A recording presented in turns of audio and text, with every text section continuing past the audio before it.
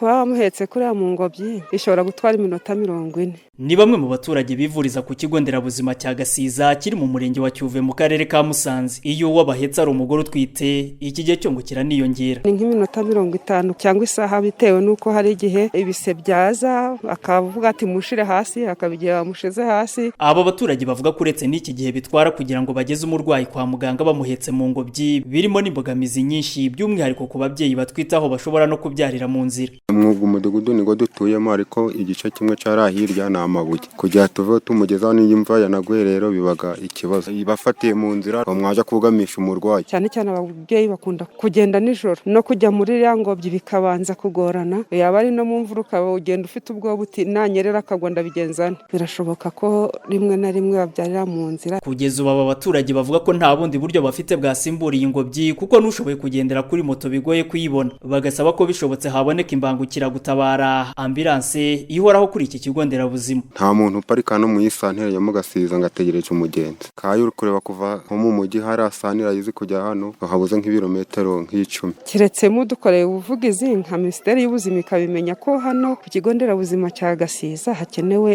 imbangukiragutabara. Umuyobozi mukuru w'ibitaro bya Ruhengeri Dr Muhire Philibert nawe avuga ko bishobotse koko haboneka imbangukiragutabara kuri buri kigo nderabuzima kuko izo bafite kugeza ubu ari nke ku buryo bitashoboka ko zigera no mu baturage. Bijyanye n'ubuke bwazo, bijyanye n'abarwayi baba bevakiwa, ziba ziri hariya kugira ngo zifashe ko gusa wenda urugendo ruba ari urugenda gusa rujya ku bitaro. Naho kugera muri kominote byo turacyabifitemo imbogamizi. Habonetse rwose ubushobozi buri kigo nderabuzima kikagira ambulance byafasha cyane. Ikigo cy'igihugu cy'ubuzima mu Rwanda RBC bavuga ko hari gahunda yo kongera za ambulance cyakora ngo ubushobozi bw'igihugu buracyari buke. Gusa mu gihe bitarashoboka ngo hari uburyo bwo gufasha abakeneye ubutabazi bwihuse kubona ambulance nk'uko bisobanurwa na Dr Sindi Kubwabo Jean Damascene, umuyobozi muri RBC ukuriye ishami rishinzwe serivisi z'ubutabazi bwihuse bwifashisha za ambulance.